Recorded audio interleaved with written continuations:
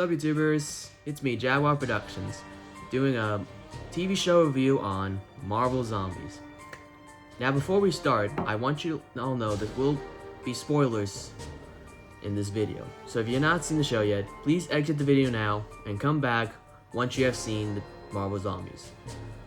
Now, to start things off, I'm sure as you know, there's been a lot of excitement and anticipation regarding Marvel Zombies. You know, ever since Marvel Studios have released their TV show What If with the episode What If Zombies, fans like me have been speculating and been wanting more of the story. Like, just want to see where it continues after that. And you know, there's been a lot of concept art and speculation over these couple of years. You know, people have got to see like glimpses of stuff that'll be in the upcoming TV show, such as characters such as Shang-Chi, Kate Bishop, Ms. Marvel, Red Guardian, Yelena, Death Dealer, Jimmy Woo, as well as some zombified characters such as Scarlet Witch, Captain America with no legs, Hawkeye, even characters like Abomination, Ghost, Captain Marvel, and Icarus. Oh, not to mention Okoye. Forgot her too. Yeah, her as well. And like, really just, and when Marvel Studios finally released the trailer for it, lots of people were excited. You know, got to see some glimpses of what the show will be about, what it will include. Not to mention the awesome scenes of Blade as Moon Knight. Like, honestly, before I never considered the idea of a combination of Moon Knight and Blade. You know, and they just really mix well together, and I think many fans agree on that. Now to go into the show, I did like how it started out with it being 5 years after the events of What If Zombies. Like, it's a funny coincidence because it's just like with Avengers Endgame and Infinity War, how there was a 5-year gap between the two events of both films. Like, that was interesting. It's an interesting, funny coincidence there. And while you're watching the show, you get introduced to Ms. Marvel, Kate Bishop, and Riri Williams, aka Ironheart. And you see they're like going into the city, go give supplies. Not to mention they have like Iron Man's zombie body with a teddy bear on the top. So I guess obviously, which is Friday, I'm sure you know, is Tony's AI intelligence. Later on, they run into a zombie Hawkeye, which they escape from him after receiving the transmitter device from a Quinjet. And later on in the episode, you get to see the three characters travel in the desert where they come across a battle between a zombified Captain Marvel and Icarus, which is hard to say whether or not he's a zombie, because it was said in the internet that he was a zombie, but in the shows, Friday pointed out that he wasn't a zombie, that was just inorganic and damaged. And like later on in the chaos, you see Kate Bishop get evaporated by Captain Marvel. You see Ms. Marvel get separated from Ironheart as Ironheart got bitten. And while Ms. Marvel is trying to escape that Captain Marvel Icarus battle, she gets saved by Blade, who was introduced to later on. And Blade explains to Ms. Marvel how the fight between Captain Marvel and Icarus was like never ending, since they're both equal to each other.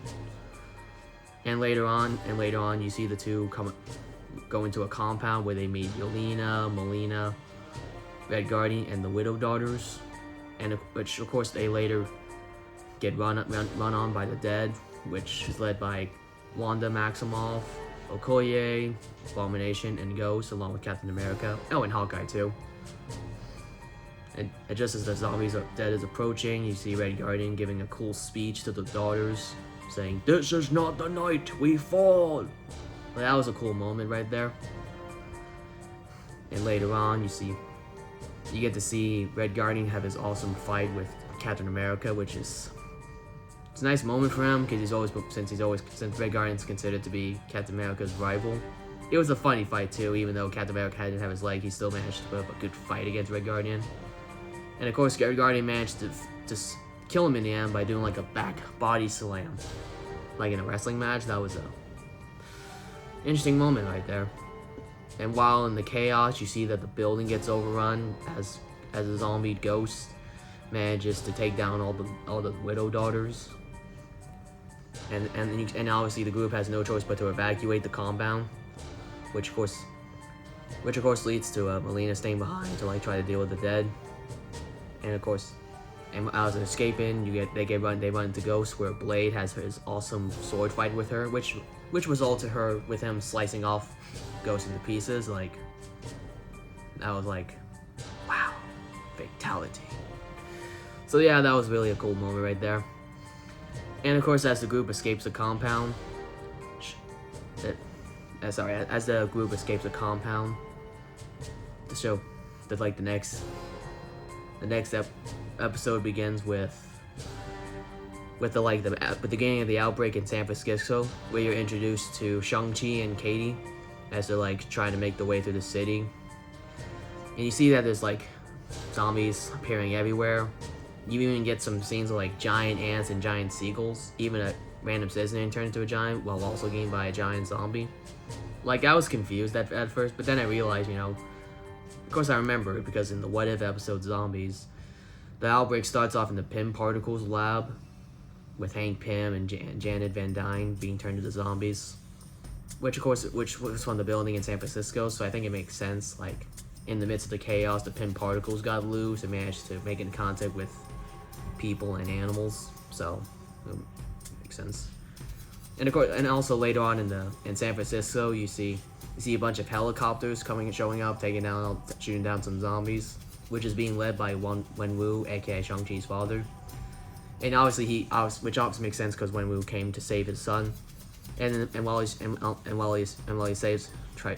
shows up taking down the zombies, Shang-Chi gets bitten, and Wenwu gives his 10 rings to Shang-Chi to tell him to stop the infection on his arm, and because he has no rings now, he's defenseless, which the zombies eat him. Which was a nice reference to the movie, since Wenwu gave his rings to Shang-Chi to save his life. Like, that was a nice reference right there.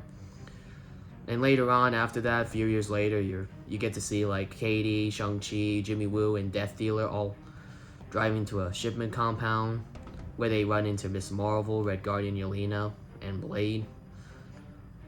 So like, and of course they also go onto a vault, which is led by Baron Zemo along with John Walker, and later on the ship they get attacked by a zombified Namor along with his Atlanteans, where of course the characters are forced to escape the facility, and of course Yelena stays behind to make sure the group escapes the vault, which was a sad moment right there. Like, I thought like Red Guardian was gonna die before Yelena, but that was still a sad moment for her.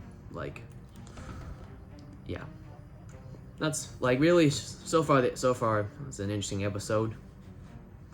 And like in episode 3, you get to see at the beginning, you're like shown what happens after the What If episode Zombies, with it ending with zombie Thanos. And the thing is, it's being explained through Spider-Man's point of view. Like, you see Ant-Man, Black Panther, and Spider-Man fight off against Thanos, which proved to be powerful for them, even as a zombie. And later on, Thor shows up with Rocket and Groot. Thor throws his Stormbreaker to Thanos, which doesn't go for the head like in Infinity War.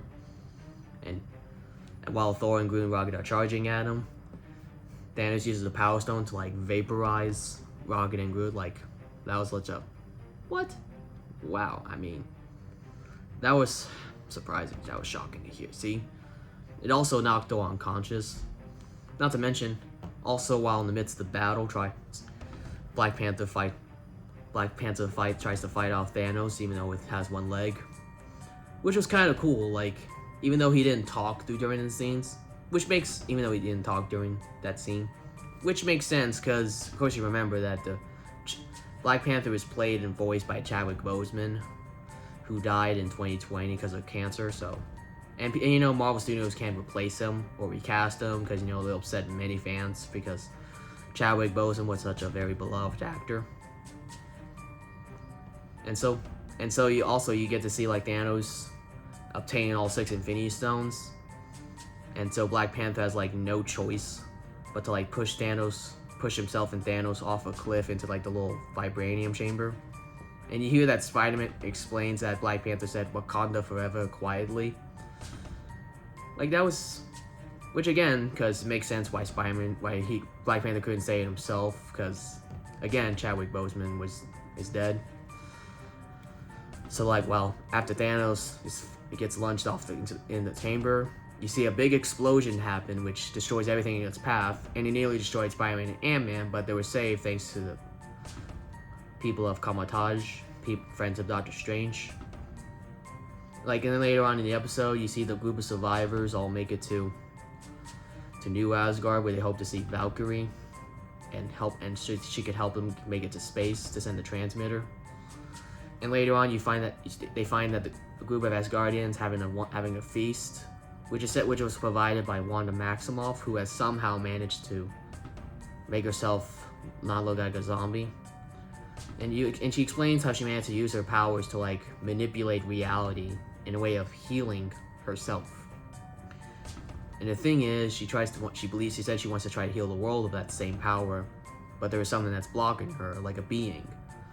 And so she says she needs an army of gods, in which she reveals that the food the Asgardians ate were all zombied flesh and meats, which of course turned all the Asgardians into zombies. Which of course led to a very bloody, gruesome battle. Like, you get to see Thanos you did see an Asgardian rip Baron Zemo's heart out. You see Death Dealer get all like his legs and arm broken. You see Jimmy Woo get eaten alive. And you also see Red Guardian turn into a zombie because he like the Asgardians ate some of the food. Like, wow, very gruesome.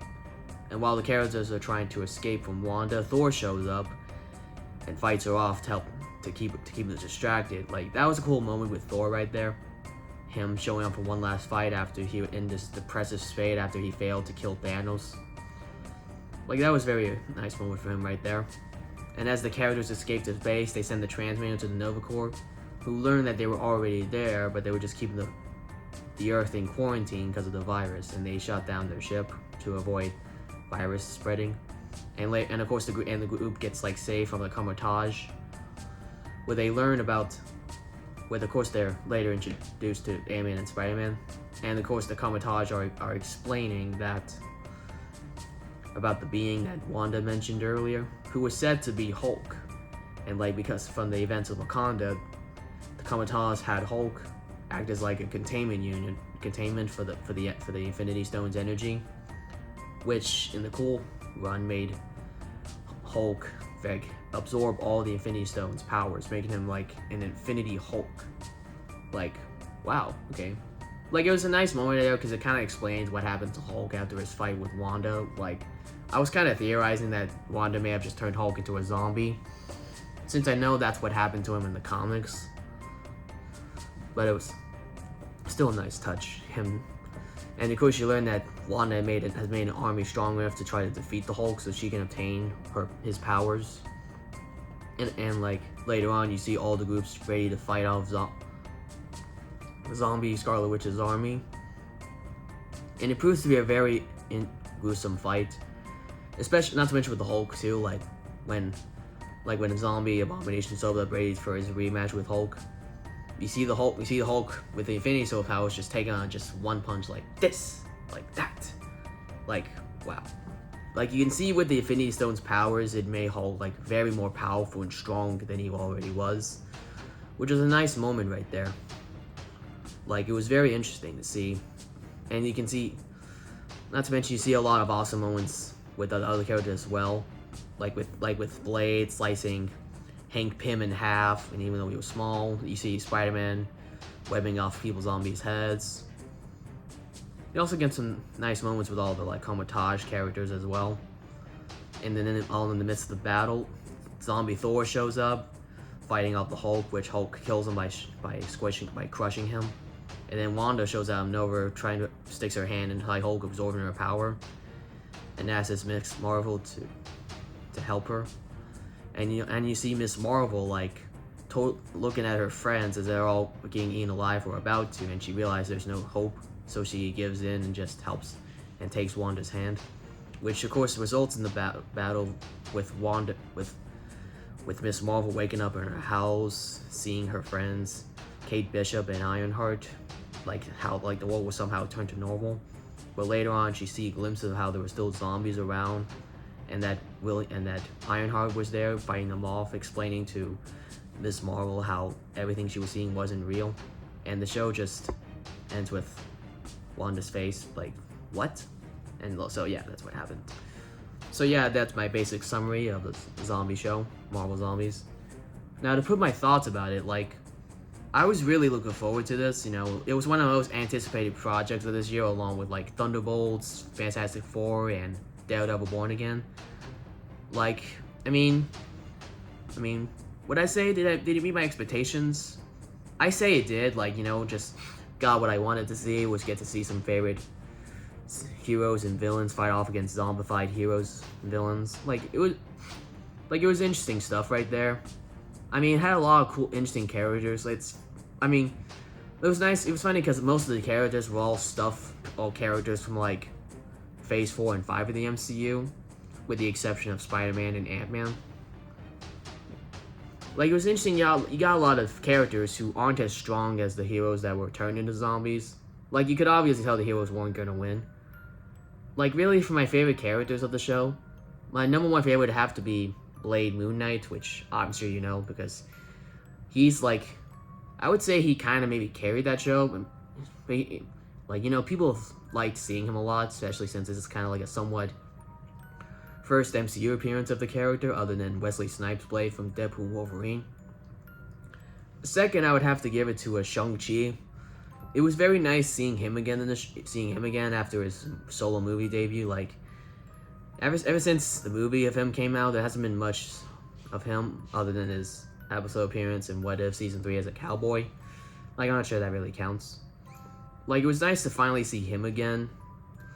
My third favorite, I would have to probably give it to maybe Miss Marvel or Spider-Man, maybe. Like, it was nice to see Miss Spider-Man again, you know. Miss Marvel was pretty good, too. Like, honestly, I wasn't a big fan of Miss Marvel at first, given her powers. Like, I know in the shows and comics she's shown to have stretch-like powers, like Mr. Fantastic. But in the MCU show, she has bracelets, which helps create anything she imagines. Like, when I first saw her TV show, I didn't really get a good impression on her. But seeing her in this Zara Shama show made me like her a lot more. Like, she really served as like somewhat the main character of it.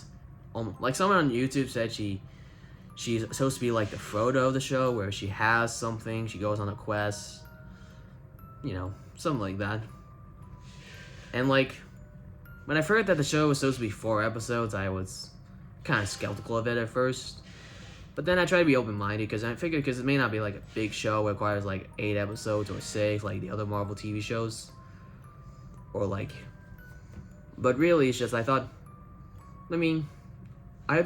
heard on YouTube that each episode was supposed to be an hour long.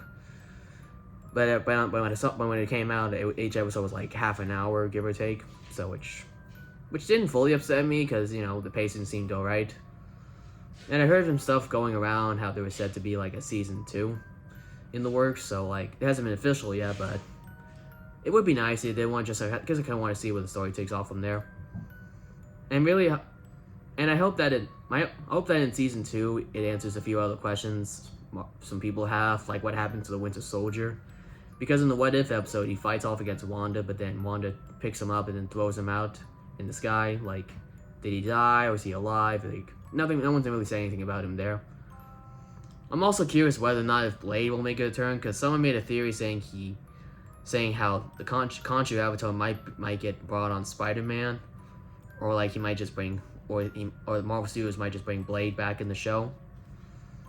And like, I do hope it brings him some other characters too, like maybe Guardians of the Galaxy, since they didn't see much, since they weren't brought in the show other than Groot and Rocket. Hopefully, maybe they'll. I'm also curious if something might be explained with the Eternals, since, you know, with Icarus. Since Icarus appeared in the show, even though he was fighting off against Wanda, people started to say whether or not he was considered a zombie or not. Because in the concept art, he appeared to be a zombie, but In the show, Friday Clip pointed out he wasn't one, so like, it would be nice if something was explained about with the Eternals. And really, I just like, if it does get a season 2, I hope it covers parts of that. So like, going to my rating of Marvel Zombies, I think I'll give it probably a solid. I think I'll give it maybe a 7.5 out of 10. Like, it's a good show. I wish it had more episodes. Like, I wish the runtime was maybe a little longer. And like, it would have been nice to get covered a few other questions, like with the Winter Soldier, or Icarus, or even Black Widow, because you know, in What If episode she appeared with the other Avengers, and there wasn't much showing of her whether or not she got turned into a zombie or not. Would be nice to do something with her. So yeah, really, like, I hope you enjoyed this review on Marvel Zombies, and let me know what you think of the show as well. And please, don't forget to like, comment, subscribe for more videos by Jaguar Productions, and stay tuned for more of my upcoming videos. Peace.